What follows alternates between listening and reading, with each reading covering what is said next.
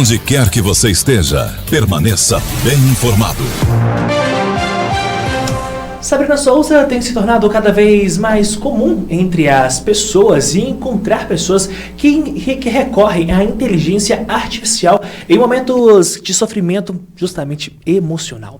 Plataformas como assistentes virtuais e chats de inteligência artificial passaram a ser utilizadas porque buscam conforto, desabafo ou uma forma de acolhimento imediato. A popularização dessa prática levanta uma série de reflexões. Quais são os riscos e os limites desse tipo de interação?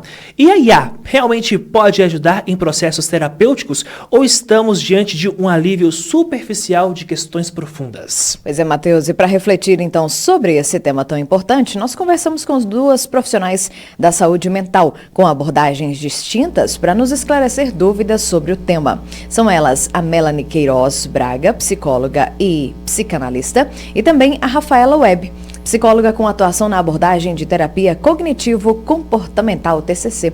Melanie e Rafaela, sejam bem-vindas ao estúdio Dilson Guimarães. Um ótimo dia para vocês. Bom dia, Sabrina. Bom dia, Matheus. Bom dia, Rafaela. Bom dia, pessoal. Tudo bem? É um prazer estar aqui. Prazer é todo nosso recebê-las para falarmos justamente de um tema tão importante, tão necessário. Bom dia, seja mais uma vez para vocês. E eu já começo com você, Melanie. Como que a psicanálise, ela enxerga o fenômeno de pessoas recorrerem à inteligência artificial para desabafar, para buscar conforto emocional, e isso acaba substituindo, de certa forma, algum aspecto da relação analítica? Então, Matheus, a psicanálise em si não enxerga a inteligência artificial, né? Mas nós pensamos que a inteligência artificial ela pode ser uma ferramenta a mais. Existem muitos estudos acontecendo sobre isso, estudos de psicanalistas, neurocientistas, inclusive fazendo análises de sonhos através do ChatGPT. O que se verificou é que o ChatGPT e as inteligências artificiais até hoje, que existem até hoje, né, elas trabalham com padrão, estatística e probabilidade.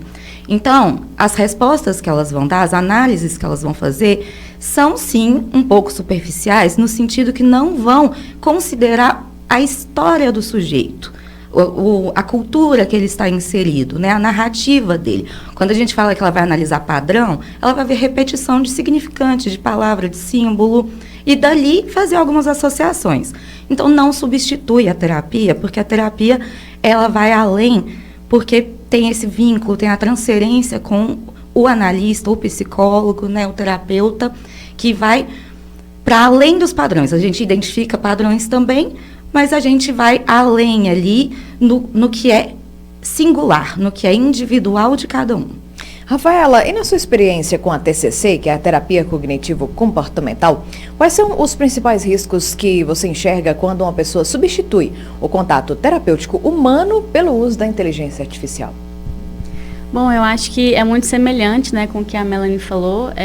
Acho que, independente da abordagem, não identifica, né, a inteligência artificial como um estudo específico para cada abordagem. Mas eu acredito que entra no mesmo contexto, né, de que ela não substitui o vínculo do paciente com o terapeuta. É uma forma muito simplista de tratar dores que são muito humanas, né. É muito difícil.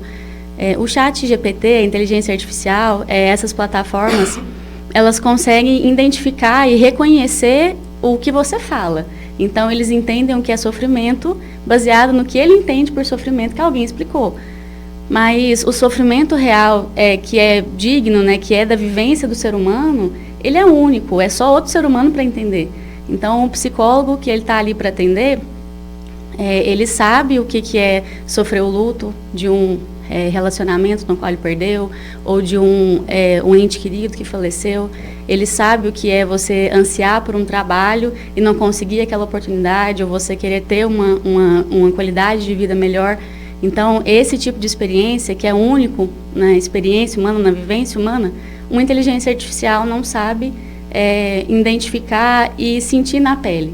Então, independente da abordagem, é muito difícil contar com a inteligência artificial para satisfazer a sua necessidade de acolhimento e de escuta. Seria algo muito superficial, né? Exatamente. Rafaela, e eu sigo com você porque a gente sabe de uma pressão imposta pela sociedade e infelizmente temos cada vez mais jovens, infelizmente, reprimidos por uma cultura imposta, por uma sociedade, pela própria família e por vezes acabam encontrando uma única forma ali na internet, na inteligência artificial, porque os pais não apoiam procurar um profissional, os pais não apoiam, não o escutam, ou o seu círculo não tem essa cultura. Como que a gente pode fazer essa análise de jovens, adolescentes, com a IA nesse, se é que eu posso dizer, nessa cultura meio que imposta?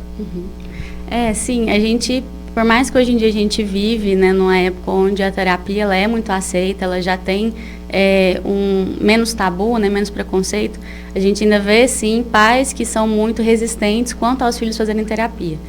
E talvez a inteligência artificial, ela existe, ela está aí, né, para auxiliar realmente a população mais jovem também a ter esse apoio e esse entendimento do que é a adolescência, do que é as questões que eles estão passando, de uma forma mais rápida, de uma forma mais urgente e talvez discreta, né, escondida. E para um adolescente poder fazer terapia, ele precisa realmente da autorização dos pais, ele precisa que o pai acompanhe ele, às vezes, em muitas sessões, né, porque existe, pelo menos na terapia cognitivo-comportamental, né, existe essa orientação a pais quando se trabalha com menores de idade. E, às vezes, os pais não querem, né, esse tipo de trabalho ou responsabilidade de ter que frequentar as terapias do filho e auxiliar ele nas suas demandas. É como se fosse uma negligência até dos sentimentos e das dificuldades que o adolescente passa. E aí o chat ou a inteligência artificial, ela entra aí para dar esse suporte que muitas vezes os pais negligenciam. Pois é, Melanie, e existe aí, será alguma falha nesse caminho, hein? A construção social de que a terapia seria um luxo, ou até mesmo a falta de divulgação por parte também dos meios de comunicação, né? Dos canais que oferecem aí atendimento psicológico, que tem muitos lugares gratuitos também, né? Ou com preços mais acessíveis? Bom, talvez sim. Acho que na questão da divulgação e na comunicação também, né?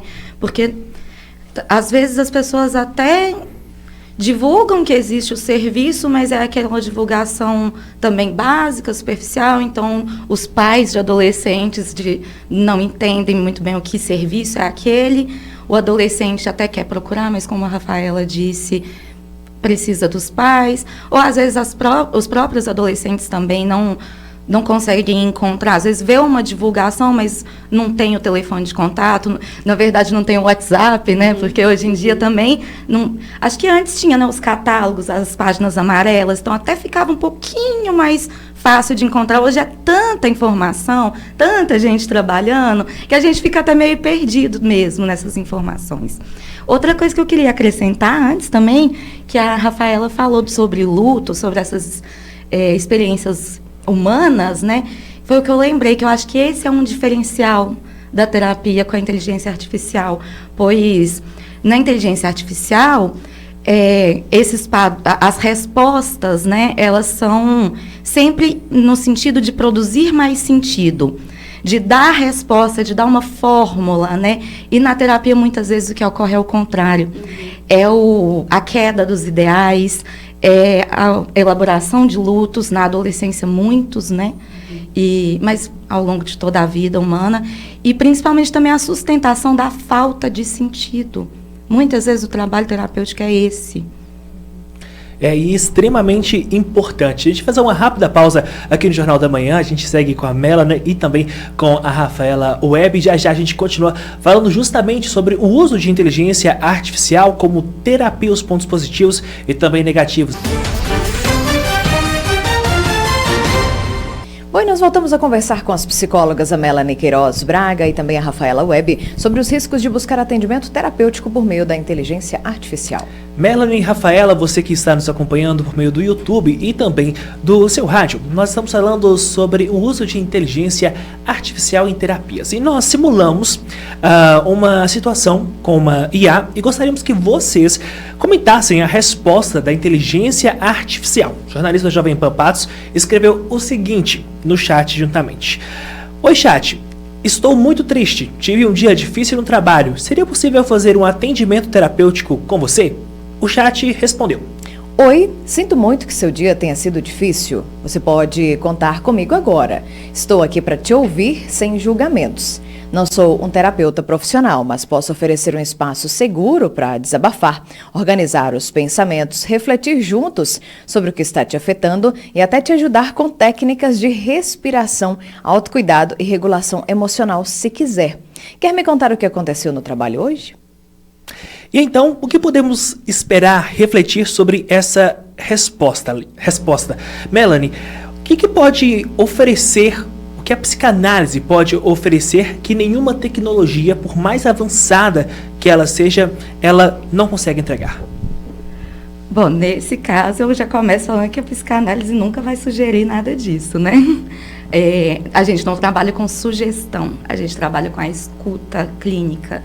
Então, no caso, talvez a gente perguntasse também, me conte mais sobre isso, como foi o seu dia, mas a partir do discurso, da narrativa, dos encontros, é que a gente vai poder ali fazer uma intervenção singular de novo, né? Sempre no individual, no caso a caso. Não como o ChatGPT, assim, ficou muito claro que ele vai sugerir coisas padrão, coisas que dariam certo para a maioria das pessoas que passam por problemas parecidos. E note que ele ainda nem, o jornalista ainda nem contou qual o problema é, né? Mas eu acho muito engraçado. Eu também fiz isso ontem, gente. Fez o teste também. Eu vou aproveitar e vou compartilhar que quando soube dessa pauta sugerida pelo nosso colega jornalista Gustavo Rubim, inclusive parabéns pelo roteiro, Gustavo, eu fui até o chat testar e fui dando desdobramentos ali. E eu quero trazer a pergunta para Rafaela, porque Rafaela, lá no chat, quando você vai contando e vai detalhando, chega em um determinado momento, não sei se ele cansa, o que acontece com ele, que ele te propõe, literalmente sendo redundante, uma proposta de exercício para que você possa fazer, como acordar no outro dia, colocar os pés no chão e ficar pelo menos 5 minutos, só você ali. Como que a gente pode fazer essa análise que muitas vezes, quando você dá sequência ali no chat, parece ser algo muito real?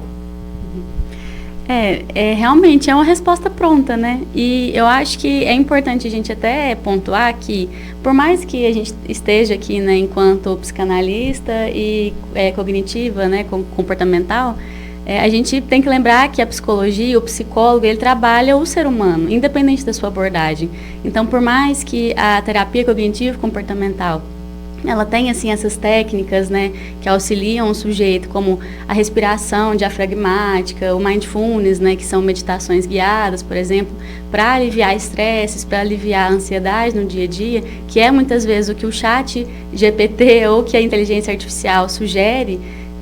Não é somente isso, né? É realmente entender todo o contexto do paciente ali, né, da pessoa.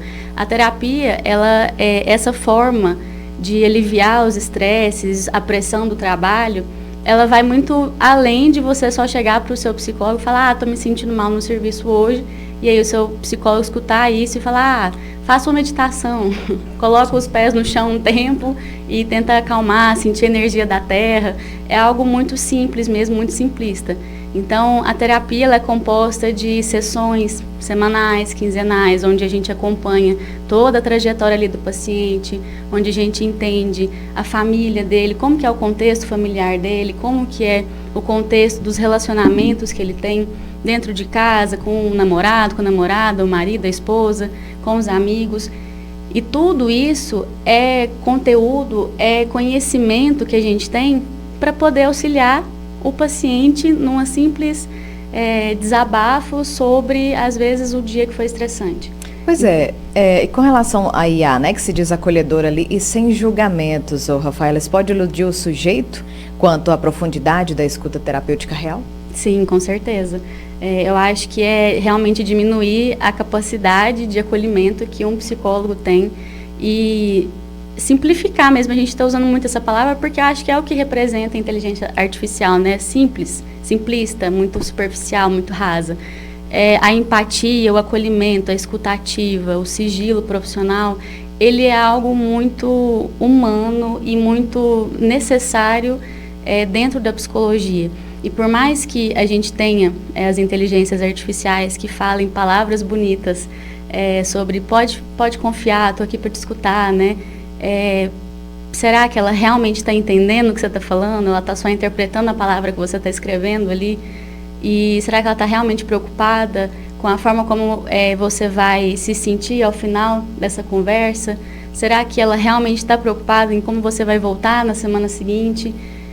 E também a gente entra nesse ponto do sigilo, em que existe isso, né, onde a gente pensa, eu estou conversando aqui com essa tecnologia, ela vai manter as minhas informações salvas, guardadas, mas será que a gente pode confiar nessas tecnologias, né? Já tem tantas coisas acontecendo que falam, estão roubando seus dados, enfim. Até que ponto a gente pode esperar, né? Exato. Mas em contrapartida, Melanie, a gente tem o CVV, por exemplo, e tantas outras formas confiáveis com profissionais que estudaram para estar ali, para fazer justamente esse acolhimento, que a gente bateu tanto na tecla aqui, o acolhimento do sujeito, do paciente, não é mesmo?